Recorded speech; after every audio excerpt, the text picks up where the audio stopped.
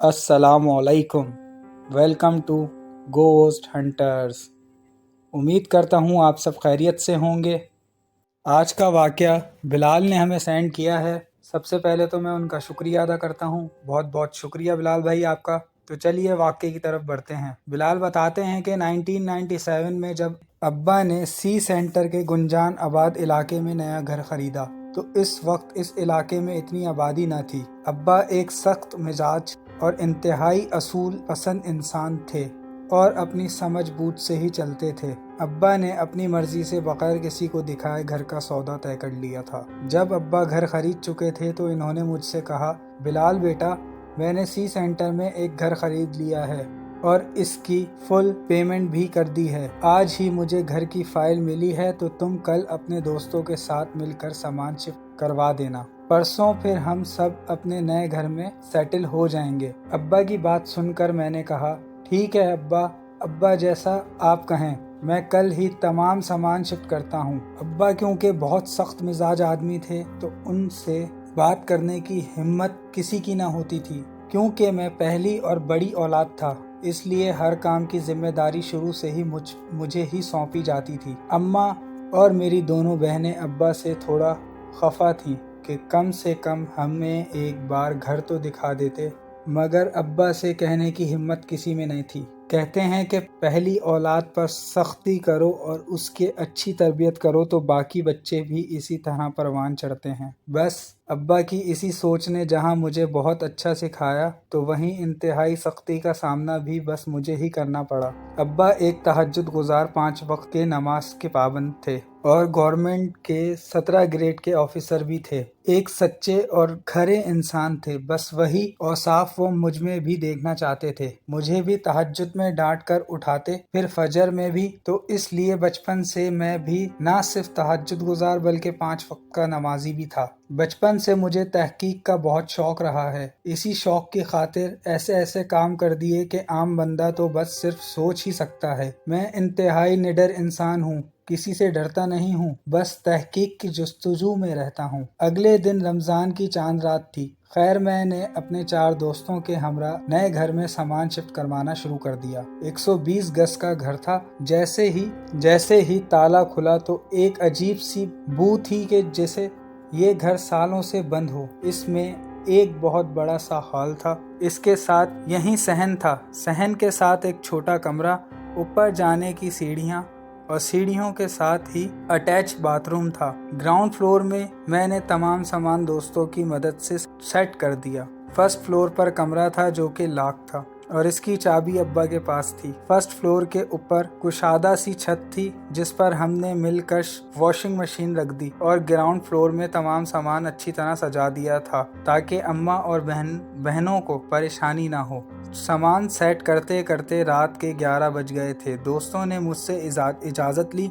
और चले गए। अब रात में मुझे अकेले ही रुकना था। फिर सुबह पहली सहरी भी थी और मैं बुरी तरह से थक चुका था। मैं हॉल में ही बड़े सोफे पर लेट गया। लेटते ही मुझे थकन की वजह से नींद आ गई। मैं गहरी नींद में था कि सहन में बने वाटर टैंक में पानी गिरने की आवाज़ आने लगी। मैंने जाकर देखा तो वाटर टैंक में पानी गिर रहा था। मुझे प्यास भी लग रही थी। मैंने हाथों से ही पानी पीने की कोशिश की और जैसे ही मैंने टैंक से पानी हाथ में भरा और मुंह तक ले जाने ही लगा था कि मुझे किसी ने मैंने नज़र उठा के चारों तरफ देखा तो कोई न था। फिर से मैंने पानी पीने की कोशिश की तो फिर मुझे आवाज़ आई। मैंने फिर से चारों तरफ देखा मगर कोई न था। फिर मैंने पानी पीने के लिए हाथों को मुंह से लगाया। फिर किसी ने कमोबेश 4 मरतबा ऐसे हुआ और मैं पानी ना पी सका। एक अजीब सी वहशत होने लगी थी। मैंने उठकर वाटर टैंकर का ढक्कन बंद करके चारों तरफ देखा मगर मुझे कुछ नजर नहीं आया। फिर ऊपर से पहले ही बल्ब की रोशनी मजीद वहशत में इजाफा कर रही थी। इस वक्त सेवर और एलईडी लाइट्स तो होती नहीं थी और ऊपर घर में एक ही बल्ब लगा था, वो भी बस हाल में चारों तरफ अंधेरा और तारीकी छुपा रहा था। मैंने सोफे पर आकर फिर से लेट गया और मुझे छत पर से बर्तन गिरने की आवाजें सुनाई देने लगी। मैं उठकर बैठ गया। फिर लगा कि सीढ़ियों से किसी ने बर्तन जोर से फेंका है। मैंने जाकर देखा तो कुछ नहीं था। अब इन तमाम واقعات کی وجہ سے میں مکمل طور پر چاقو چوبند ہو چکا تھا کہ چھت پر سے مجھے 2 آدمیوں کی باتیں کرنے کی آوازیں آنے لگیں۔ میں اٹھ کر چھت پر دیکھنے لگا، ان 2 آدمیوں کی آوازیں اب بند ہو چکی تھیں۔ میں اندر ہال میں گیا تو پھر سے ان 2 آدمیوں کی باتیں کرنے کی آوازیں آنے لگیں۔ میں پھر جا کر دیکھنے لگا تو آوازیں بند۔ اس طرح 3 سے 4 بار ہوا۔ میں جب آواز کے تعاقب میں باہر جا کر کھڑا ہوتا تو آواز آنا بند ہو جائے، اور جب اندر آؤں تو باتوں کی مستقل آوازیں آتی۔ عجیب ماجرا تھا، کچھ سمجھ نہیں آ رہا تھا۔ بہرحال میں پھر اٹھا، گھر کا مین دروازہ بند کر کے اپنی بائک پر گھر میں آ گیا، جہاں پہلے سحری کی خوب ذوق و شوق سے تیاری کی جا رہی تھی۔ میں نے غسل کر کے سحری کی، پھر نماز پڑھ کر سو گیا۔ روزہ افطار کے بعد ہمیں نئے گھر میں شفٹ ہونا تھا۔ ہم سب وہاں آ گئے۔ اماں اور بہنیں اسما اور عزمی کچن سمیٹ کر کھانا بنانے کا انتظام کرنے لگیں، اور مجھ سے چھوٹا بھائی جمال بھی میرے ساتھ مل کر چھت پر کچھ سامان رکھنے لگا۔ ابا تو صحن کے ساتھ والے کمرے لے چکے تھے۔ میں وہاں اکیلا رہوں گا، اماں اور دونوں بہنیں ہال میں ہی رہنے کا کہہ چکی تھیں، تو میں نے ان سے کہا، ابا فرسٹ فلور اب تک لاک ہے، اس کی چابی دیں تاکہ میں اور جمال وہاں کی صفائی کر کے اپنے رہنے کا بندوبست کر سکیں۔ میری بات سن کر ابا بولے، چلو لاک میں کھول دیتا ہوں۔ ابا کی بات سن کر میں اور جمال دونوں ابا کے پیچھے سیڑھیاں چڑھنے لگے۔ ابا نے فرسٹ فلور کے کمرے کا لاک کھولا تو وہاں خون کے نشان تھے، اور خون جمع ہوا تھا۔ خون کی بو بھی بہت تھی کہ سانس لینا محال ہو گیا تھا۔ میں اور جمال بو کی وجہ سے ناک پر ہاتھ رکھ کر کھانسنے لگے اور روم سے باہر نکل گئے۔ ابا نے چابی میرے ہاتھ میں دیتے ہوئے کہا، بس کرو کھانسنا، جا کر دونوں مل کر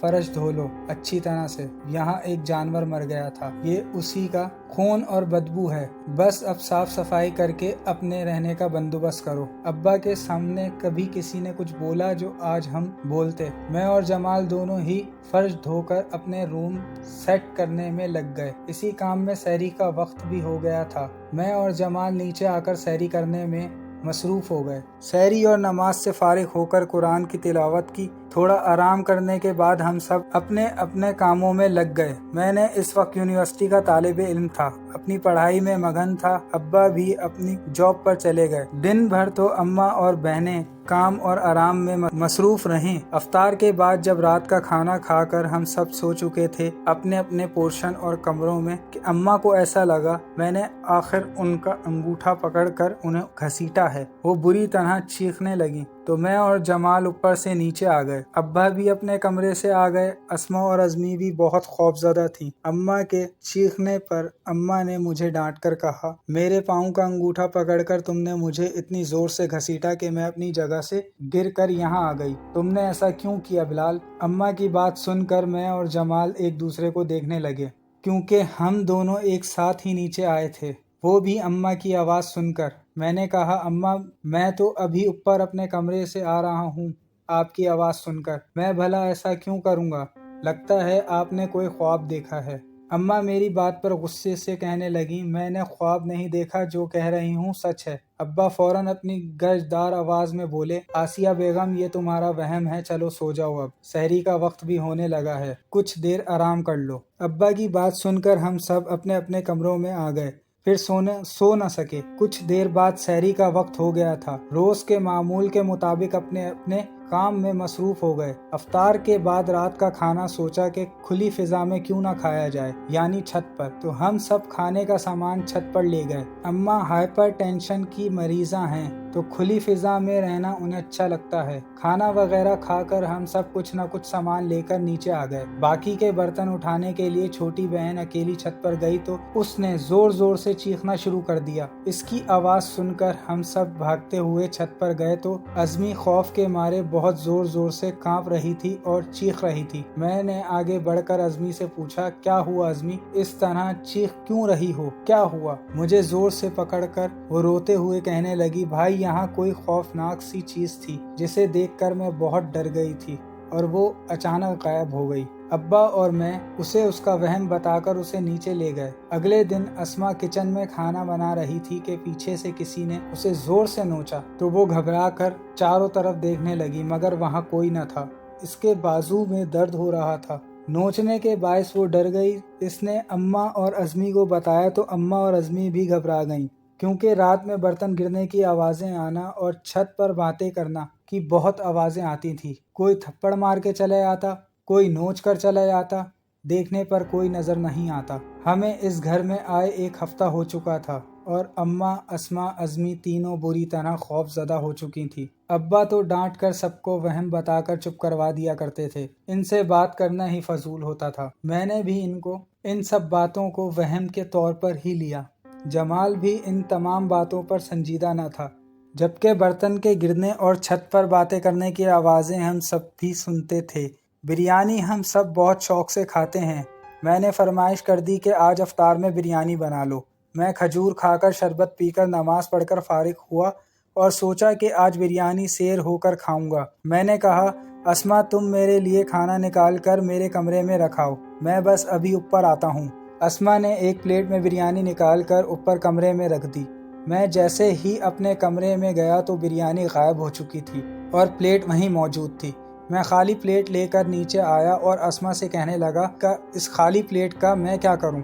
जब तुम ऊपर ही खाकर आ गई तो मेरे लिए दूसरी प्लेट में निकाल कर रख देती। मेरी बात सुनकर अस्मा कहने लगी, भाई मैं अभी अभी तो प्लेट भरकर बिरयानी ऊपर रख के आई हूँ आपके कमरे में, भला मैं ऐसा क्यों करूँगी? इसकी बात पर मैंने कहा, तो बिरयानी कहाँ गायब हो गई, मुझे अब फिर से निकाल कर दो। अस्मा जैसे ही किचन में बिरयानी लेने गई तो बिरयानी का भगोना गायब था। हमने पूरा घर ढूंढ लिया मगर बिरयानी का भगोना कहीं नहीं मिला। छत पर बर्तन गिरने की आवाज़ आई तो मैं भागकर वहां गया तो बिरयानी का खाली भगोना पड़ा हुआ था। मैं सर पकड़कर बैठ गया कि आखिर ये सब हो क्या रहा है, क्योंकि हम सी सेंटर के इलाके में नए थे। मोहल्ले वालों से इतने ताल्लुकात अभी न थे। हमारा घर सेंटर का था, दोनों तरफ पड़ोस में घर थे, मगर हैरत की बात यह थी कि दिन के वक्त तो वो लोग अपनी अपनी छतों पर आ जाते, मगर रात के वक्त इस पूरी गली के लोगों को मैंने उनके ही घरों की छतों पर नहीं देखा कभी। बस हम लोग ही अपने घर की छत पर जाया करते थे। एक दिन मैं अपने दोस्तों से मिलकर वापस घर आ रहा था कि अपने पड़ोसी अंकल को बाहर देखा तो उन्हें सलाम करके हाथ मिलाया, फिर अपना तारुफ करवाया। मेरा नाम बिलाल है, हम आपके पड़ोस में 1.5 हफ्ते पहले ही शिफ्ट हुए हैं। एक्चुअली हम सब अपनी अपनी स्टडीज़ में मसरूफ़ रहते हैं, फिर रमज़ान में वक्त का कुछ पता नहीं चलता, फिर शिफ्टिंग में भी मसरूफ़ रहे तो आस पड़ोस में मिलने का वक्त ही नहीं मिला। आप यहाँ कब से हैं? मेरी बात सुनकर अंकल ने कहा, 15-20 साल से हम यहाँ हैं। बेटा आप लोगों ने ये घर क्यों खरीद लिया? अंकल की बात सुनकर मैं चौंका। मैं कुछ समझा नहीं अंकल आपकी बात। अंकल बोले, बेटा बिलाल ये घर तकरीबन 16-17 साल से बंद है। इस घर में आज तक कोई नहीं रहा। जब से हम यहाँ इस इलाके में आए हैं 17 साल से ये घर बंद है। इतने सालों बंद रहने की वजह से ये घर आसिफ का बसेरा बन गया है। आस पड़ोस के लोग मगरिब के बाद अपने घरों की छत पर जाने से भी गुरेज करते हैं, क्योंकि जब भी कोई छत पर जाता तो वो मखलूक नजर आकर भयानक रूप में डराती। ये सारी इंफॉर्मेशन जानने के बाद मैं अब्बा के कमरे में उनसे बात करने गया, उन्हें सब कुछ बता दिया तो अब्बा कहने लगे, मुझे ये सब कुछ पहले से ही पता है, तुम परेशान न हो और इस बात का जिक्र अपनी अम्मा और बहनों से मत करना वरना वो डर जाएंगी। अब्बा की बात सुनकर मुझे बहुत गुस्सा आया तो मैंने कहा, अब्बा जब आपको सब कुछ पता था तो आपने ये घर खरीदा ही क्यों? अगर इस मखलूक ने किसी को नुकसान पहुंचा दिया तो? मेरी बात सुनकर अब्बा गुस्सा करते हुए बोले, बस करो बिलाल, इस तरह की बातें अल्लाह ने इंसान को ज्यादा ताकतवर बनाया है। अब्बा की बात सुनकर मैं गुस्से में अपने रूम में आ गया। अब तो ये रोज का मामूल था कि खाना बनाकर रखो, पूरा का पूरा खाना बर्तन समेत गायब। कोई थप्पड़ मारकर जाता तो कोई नोच कर चला जाता, जब देखो तो कोई नजर ना आता।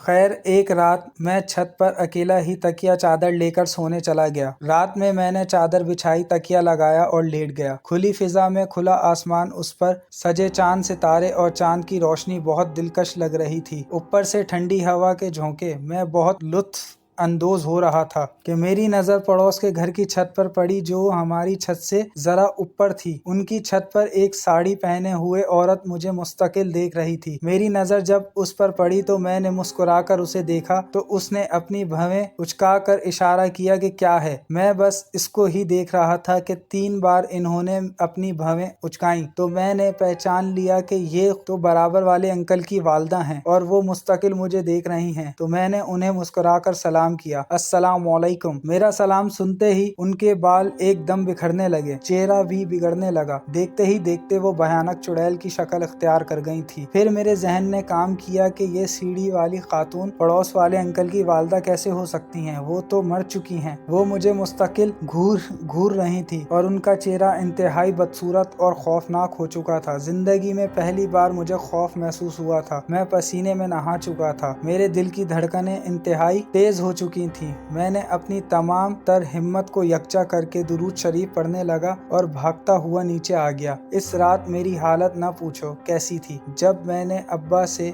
इस बात का जिक्र किया तो उन्होंने कहा अब मगरिब के बाद छत पर ना जाना। अब्बा की बात सुन तो ली मैंने और खामोश भी हो गया, मगर मैंने मगरिब के बाद छत पर जाना नहीं छोड़ा। मैं अक्सर गर्मियों की वजह से छत पर जाता, मुझे वो नदीदा कुव्वतें मुख्तलिफ अंदाज में डराती। मैं हिम्मत करता और उनका मुकाबला करने की कोशिश भी करता। जब डर हद से ज्यादा महसूस होता तो नीचे आ जाया करता था, मगर मैंने अपनी हिम्मत को आजमाना न छोड़ा। इसी तरह आसेब ज़दा घर में रहते हुए बड़ी मुश्किल से हमें 2.5 साल का अरसा गुजर गया। हमें हर तरफ से डराया जाता, मुख्तलिफ हरबे आजमाए जाते। इस 2.5 साल के अरसे में अब्बा को भी इन नादीदा कुव्वतों की तरफ से धमकियां मिलती रहीं कि ये घर हमारा है, ये हमारा पूरा खानदान आबाद है, यहाँ हमारा बसेरा है, तुम अपने खानदान को लेकर जाओ वरना तुम में से किसी एक की जान ले लेंगे। अगर जान प्यारी है तो यहाँ से चले जाओ, अगर फिर भी तुम यहाँ से ना गए तो हम सबको मार डालेंगे। इस तरह के वाक़यात अब्बा के